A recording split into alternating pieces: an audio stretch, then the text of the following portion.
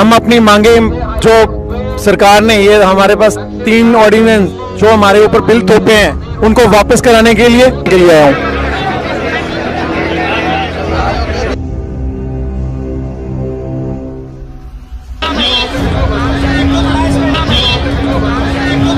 जयपुर वाला रोड है जड़ा हाईवे है इसनू जाम करके सरकार दे नक विच दम करांगे। असी जब तक नहीं इत्थों जावांगे जब तक तिन्ने कानून वापस नहीं लेगी। लोकतंत्र को बर्बाद करते हुए लॉकडाउन में ये 3 कानून थोपने का इरादा यही है मोदी सरकार का कि वो कॉरपोरेट्स को पूरी लूट की छूट दे।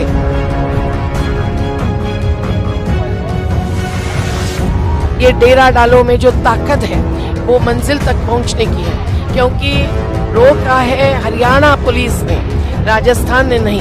रोका है जगह जगह दिल्ली पुलिस ने, और दिल्ली जेल बंद खुद को ही कर चुकी है।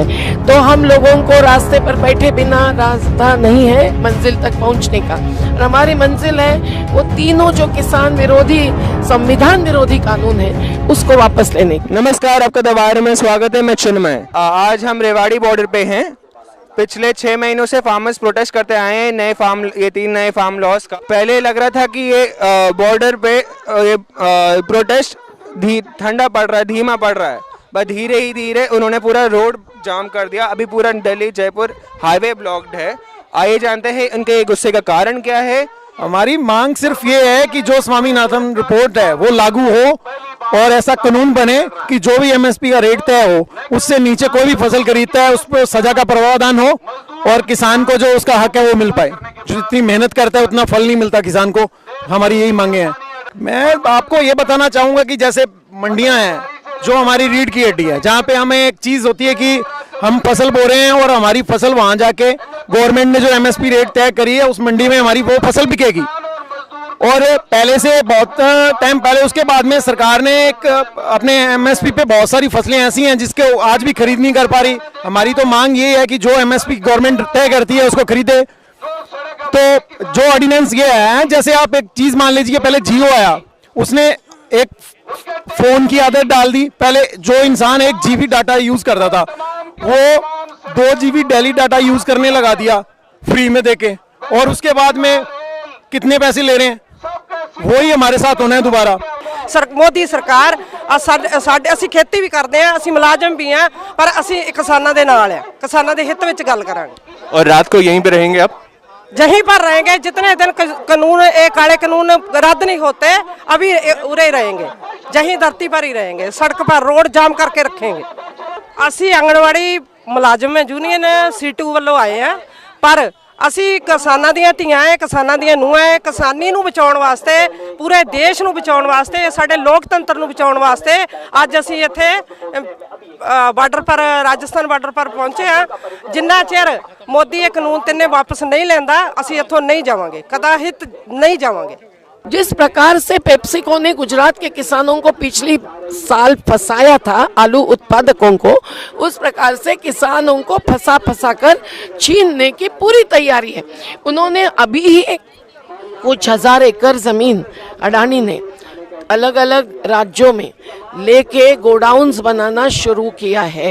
इनके गोडाउन्स में जब माल जमा होगा तो फूड कॉरपोरेशन ऑफ इंडिया का गोडाउन कैसे भरेगा, और जब निजी मंडियां होगी तो कॉटन कॉरपोरेशन ऑफ इंडिया, जो आज भी खूब तकलीफ देती है किसानों को, लेकिन हम मंडी में खड़े होकर कपास को न्यूनतम समर्थन मूल्य देने के लिए उनको मजबूर करते हैं। अगर निजी मंडियां खुलेगी तो मनमानी करेगी।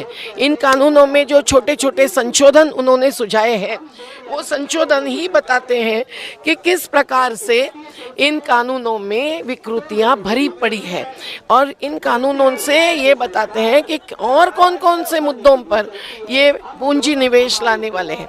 वो लाने वाले हैं पोस्ट हार्वेस्ट मैनेजमेंट में, वो लाने वाले हैं खाद्य आपूर्ति में, मतलब पीडीएस राशन व्यवस्था में भी ये डीबीटी अकाउंट में पैसा डालने की बात करेंगे, फूड कूपन्स करेंगे।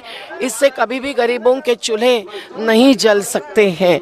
बीज खाद के आगे, फसल बीमा के लूट के बाद अगर बिजली महंगी होती है तो किसानों की आत्महत्याएं जो आज 17 मिनट में एक होती है वो 10 मिनट में एक होने लगेगी। किसान जो अपनी मांगे हैं वो पूरी करवा के ही जाएगा, और ये ऑर्डिनेंस वापस लेने ही पड़ेंगे। ये मोदी जी सुन लें, खट्टर साहब आप भी सुन लो, हर बार हमारे सामने ऐसे बैरिकेड खड़े मत करा करो। तो हम एक कोई उग्रवादी नहीं है, कोई ऐसे नहीं है कि हमारे हाथ में कोई डंडे हैं, लाठियां हैं, हम लड़ने जा रहे हैं। हम तो सिर्फ अपनी आवाज को उठाने के लिए जा रहे हैं, तो हमें क्यों नहीं जाने दिया जा रहा? किसान की पीड़ा को अब मान लो कि मेरे उनको एक चीज है कि जो मैं किसान पहले मान लो 30 रुपीज डीजल था, तो मेरे खेत को जोतने का, मेरे जो खेत को मैं जोता था तो उसमें मेरा 30 रुपए लगते थे कास्ट उसमें जोतने के लिए। आज वही खेत को जोतने के लिए मेरे 80 रुपए 82 रुपए लग रहे हैं। मेरी कॉस्ट बढ़ गई, लेकिन मेरी फसल का रेट तो मेरे को वैसे नहीं मिल रहा ना। आज डीजल बढ़ रहा है तो किराया बढ़ जाएगा, सब बढ़ जाएगा। आज मेरे को ये नहीं पता कि मेरी फसल का क्या रेट मिलेगा मेरे को। हमारे ऊपर जो ये कानून है, ये आप ये सोच लीजिए कि जैसे ईस्ट इंडिया कंपनी भारत में आई थी, उसके बाद में इस देश को गुलाम बना दिया था, ऐसे ही ये हमें गुलाम बनाना चाहते हैं। हम गुलाम नहीं बनेंगे। जब बात रही कोविड की, तो यहाँ आज से 10 दिन 15 दिन पहले हैदराबाद में रोड शो किया गया था, जिसमें बीजेपी के गृह मंत्री अमित शाह जी यूपी के सीएम तक आए हुए थे। 4 दिन का रोड शो था और हमारे देश के प्रधानमंत्री तक वहाँ घूम रहे थे। तब उनको कोविड नहीं दिखा। जब देश की जनता सड़क पे उतर गई, देश का किसान जन सड़क पे उतर गया है, आज इनको कोविड दिख रहा है। हमें कोविड से नहीं डर लगता, हमें इनके काले कानूनों से डर लगता है। यदि कोविड से तो हम बाद में मरेंगे, एक टाइम हम सेफ रह सकेंगे। यदि आज ये कानून पास हो गया तो हम शायद कभी नहीं सेफ हो सकते और इससे बाद में हम कभी उभर भी नहीं पाएंगे। मैं हरियाणा से, जिला भिवानी, हल्का तोसाम, और मैं पहले भी 4 बार दिल्ली गया हूँ, टिकरी बॉर्डर पर गया हूँ, वहाँ 3 दिन रह के आया पहले, फिर दोबारा 2 दिन घर पर आके फिर दोबारा गया, 3 दिन रह के आया। और आज यहाँ मतलब इस किसानों के साथ हमारे गांव की और 4-5 गाड़ियाँ आई हैं और भिवानी जिले से कम 15-20 गाड़ियाँ आई हैं। हमारे को यहाँ अटेली चौकी के ऊपर रोका गया, हमारे को कम से कम 1.5 घंटा रोका गया यहाँ पर पुलिस ने, और हमारे गाड़ियों के कागज ले लिए। 1-1.5 घंटा बड़ी मुश्किल से हमको वो दिया। हम फिर गांव से होके यहाँ आए और किस काले कानून के विरोध करने जताने के लिए यहाँ पहुँचे हैं वापस। ये कोऑपरेट कराने वालों को दे देंगे, जैसे कि आज MSP हमारे गेहूँ खरीदे जाते हैं 1800 मंडी के अंदर, इनको कोऑपरेट करवाने वालों को दे देंगे तो हमारा गेहूँ बिकेगा 1400-1500 रुपये, और ये फिर वापस हम ही को 100 रुपये किलो वापस गेहूँ देंगे। मजदूरों को, किसानों को ये इकट्ठा कर लेंगे, स्टॉक कर लेंगे।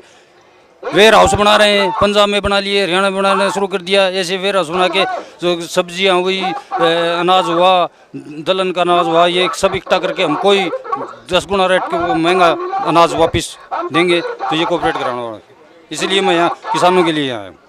ये कह रहे हैं चीनी है, पाकिस्तानी है जो मदद दे रहे हैं। क्या गुरुद्वारा की कार सेवा और लंगर सेवा से ये देश पहचान नहीं रखता है? और हम देख रहे हैं आज कि सिंघू बॉर्डर पर खास करके जहाँ लंगर सेवाएं लगी हुई है, कोई बाबा जी महाराष्ट्र नांदेड़ से आए हैं, कोई मेरठ से आए हैं, लेकिन उस सेवा का लाभ दिल्ली के गरीब बस्तियों के बच्चे ले रहे हैं। और कहीं भी जात पात पंथ धर्म उस सेवा के बीच में अड़ंगा नहीं डालता है। ये इनकी दानत है, ये इस मूवमेंट की ताकत है। और मोदी सरकार अब खालिस्तानी कहते हैं। एक हाथ टीवी को जो मोदी जी के गोदी में बैठे हुए हैं उनको उपयोग में लाते हैं, माध्यम बनाते हैं, जिनमें अडानी अंबानी जैसे कॉरपोरेट्स की पूंजी निवेश भी है। तो इसमें कोई बड़ी बात नहीं है। ये खालिस्तानी नहीं है, पाकिस्तानी नहीं है, हिंदुस्तानी है। ये देश जानता है। थोड़ा समय ये चलाएंगे अपनी बात माध्यमकर्ताओं के द्वारा, लेकिन आंदोलन सही माध्यम होता है लोगों तक, गली गली तक अपना विचार और अपना संदेश पहुंचाने का।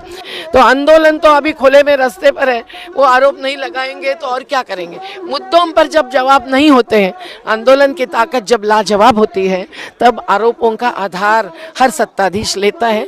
मोदी सरकार उसमें अहम आधार ले रही है।